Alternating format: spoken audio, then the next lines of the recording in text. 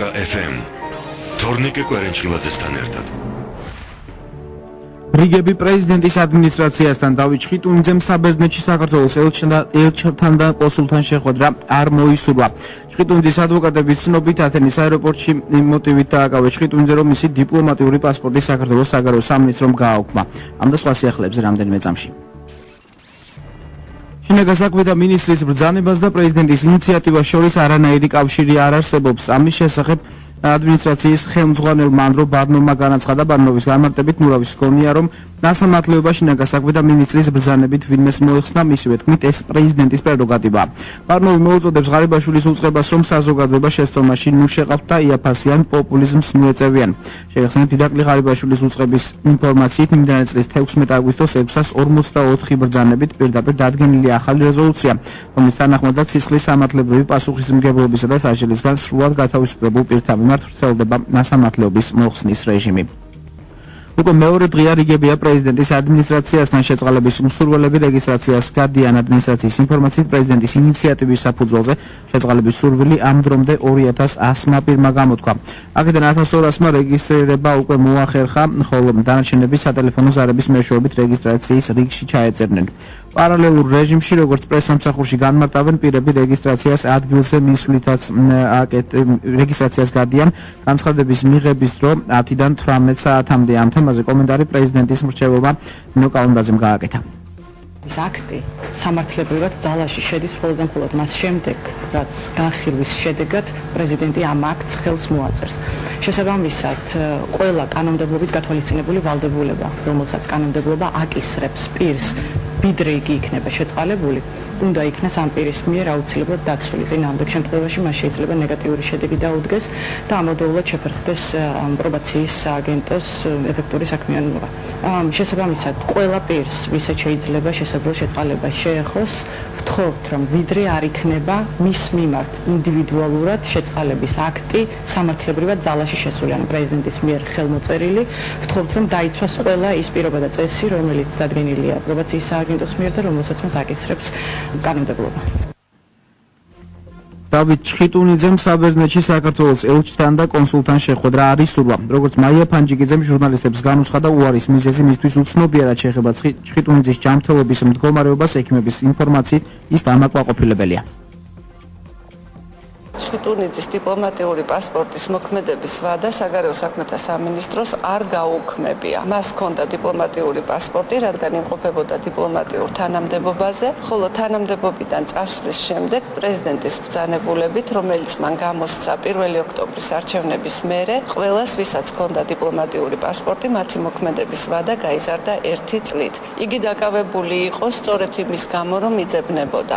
იგი მოინახულეს დღეს საქართველოს ელჩმა და კონსულმა, მივიდნენ იქ, სადაც იგი გადის მკურნალობას. სამწუხაროდ მან არ ისურვა ელჩთან და კონსულთან შეხვედრა, თუმცა დროებითი დაკავების იზოლატორში ასეთი შეხვედრა მისი დაკავების დღეს მოხდა. ელჩი და კონსული იყვნენ საავადმყოფოს ხელმძღვანელობასთან და მიიღეს პასუხი, რომ ჯანმრთელობის მდგომარეობა არის დამაკმაყოფილებელი. მას ჩაუტარდა ყველა გამოკვლევა ტომოგრაფიის ჩათვლით, მაგრამ დეტალები მისი მდგომარეობის შესახებ არ ხმაურდება მისი სურვილის შესაბამისად, რომელსაც რასაკვირველია ჩვენ პატივს ვცემთ. სწორედ ჩხიტუნიძის დიპლომატიურ პასპორტზე ისაუბრეს და დაკავების მოტივზე ისაუბრეს მისმა ადვოკატებმა. მათი განცხადებით, დიპლომატიური პასპორტი საქართველოს საგარეო საქმეთა სამინისტრომ გაუუქმა ჩხიტუნიძეს და სწორედ ამიტომ დააკავეს. რაც შეეხება გავრცელებულ ინფორმაციას, რომ ჩხიტუნიძე წითელი ცირკულარით ძებნის მოტივით იქნა აყვანილი, ადვოკატები ამას სრულ ინფორმაციას უწოდებენ და ფიქრობენ, რომ ჩხიტუნიძეზე ათენის საექსტრადიციო ციხეში თავდასხმა ხელოვნურად აგორებული ბრალდებებით არის გამოწვეული. ასევე უარყოფენ მის კავშირს სანდრო გირგულიანის საქმესთან. ეს საქმე უნდა იყოს ცალკე წარმოებად გამოყენებული. მე ვავსაბუთებ ამას და მე ბატონ არჩილთანაც განცხადებით რამდენჯერ არაერთხელ მივმართე, რომ ეს საქმე გამოყოფილი იყო ცალკე და მისი წარმოება უნდა მიმდინარეობდეს ცალკე, იმიტომ რომ დანაშაული იმ ხალხთან, რაზეც ბრალია გამოძიებას წაყენებული ყოფილი შინაგან საქმეთა მინისტრებზე, ყოფილი საჯარო აღსრულების დეპარტამენტის თავმჯდომარეებზე, ეს ჩვენ არ გვეხება. მოხდა რა 13 აგვისტოს დავით ჩხიტუნიძეს შესახლება ათენის საპყრობილეში, იქ 80 თავისუფლება აკვეთილი იმ პერიოდისათვის პატიმარი დახვდა მას. როგორც ჩვენთვის ოჯახიდან არის და სხვადასხვა წყაროებიდან ცნობილი, დავით ჩხუტუნიძე იცნეს როგორც მისი ყოფილი გაუმძიებელი და პატიმრებმა უთხრეს, რომ აი შენ ჩვენ საქმეს იძიებდი და წავიდა უკვე მუქარა და შუღლი. რის შესახებაც ჩვენ განვაცხადეთ, რომ მოსალოდნელი იყო მასზე თავდასხმა. აქცია ქუთაისის მერიასთან სამოქალაქო საზოგადოების წევრები და მოქალაქეები ქუთაისის მერიასა და საკრებულოს გაფრთხილებას აძლევენ. მონაწილეები მერიაში დაწყებული რეორგანიზაციის პროცესის ბოლომდე მიყმანას, ვაკანტური თანამდებობების დასაკავებლად გამოცხადებული კონკურსის ობიექტურ ჩატარებასა და ატესტაციების პროცესის გაგრძელებას ითხოვენ. ადგილობრივი თვითმმართველობის მისამართით გამოთქმული მოთხოვნები ვერიის წინ გაჟღერდა. სადაც მოქალაქეებმა ასევე მოითხოვეს, რომ არ დადგეს ქუთაისის მერის დიმიტრი კოპალიანის იმპიჩმენტის საკითხი. ქუთაისის მერის გადადგომასთან დაკავშირებით გავრცელებულ ინფორმაციას არ ადასტურებენ მერიის ადმინისტრაციულ სამსახურში უფროსის მოადგილის მოვალეობის შემსრულებლის ვახტანგ წოწონავას თქმით, დიმიტრი კოპალიანი ქალაქში იმყოფება და ჩვეულ რეჟიმში განაგრძობს მუშაობას. წოწონავა უარყოფს გავრცელებულ ინფორმაციას იმის შესახებ, რომ მერმა გუშინ გადადგომასთან დაკავშირებით თბილისში კონსულტაციები გამართა და ამბობს, რომ კოპალიანი დედაქალაქში სამუშაო ვიზიტით იმყოფებოდა.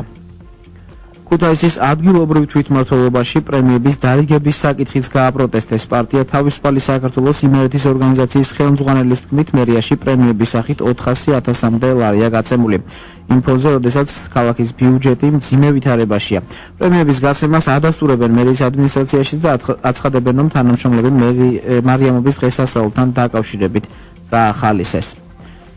ადვოკატი რამინ პაპიძე საქართველოს პრემიერს, ფინანსთა და იუსტიციის მინისტრებს და საქართველოს საახსრულებო ბიუროს ხელმძღვანელს მიმართავს. პაპიძე ითხოვს შეაჩერონ მის მიმართ იძულებითი საახსრულებო პროცესი, რომელიც სააკაშვილის ხელისუფლების დროს სასამართლოების მხრიდან უკანონოდ გამოყენებულ ჯარიმებთან არის დაკავშირებული.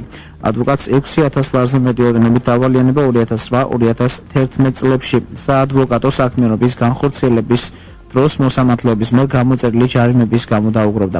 პაპიძის ინფორმაციით, თუ მის საბანკო ანგარიშებს დაედება ინკასო და მის მიმართ განხორციელდება იძულებითი აღსრულება, უარს იტყვის საქართველოს მოქალაქეობაზე და მოითხოვს სხვა ქვეყანაში პოლიტიკურ თავშესაფარს. ქრონიკა FM თორნიკე კვერენჩილაძესთან ერთად.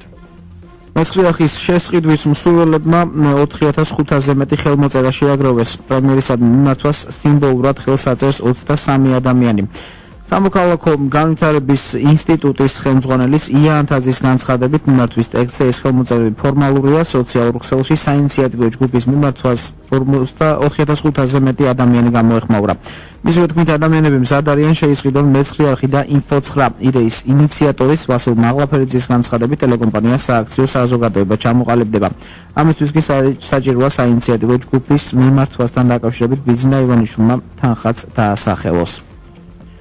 კობა დავითაშვილმა საპრეზიდენტო არჩევნებში მონაწილეობაზე განაცხადი ცესკოში დღეს შეიტანა. ხალხის პარტიის კანდიდატმა 17 სექტემბრამდე საარჩევნო კომისიაში მხარდამჭერების ხელმოწერები უნდა წარადგინოს.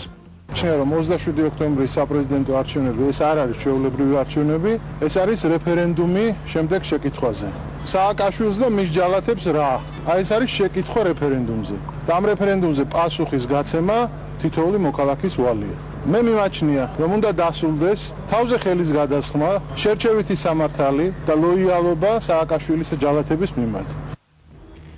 დღის სხვა სიახლეებზე უკვე ნახევარ საათში მოგიყვებით, ასე რომ დარჩით ჩვენს ტალღაზე.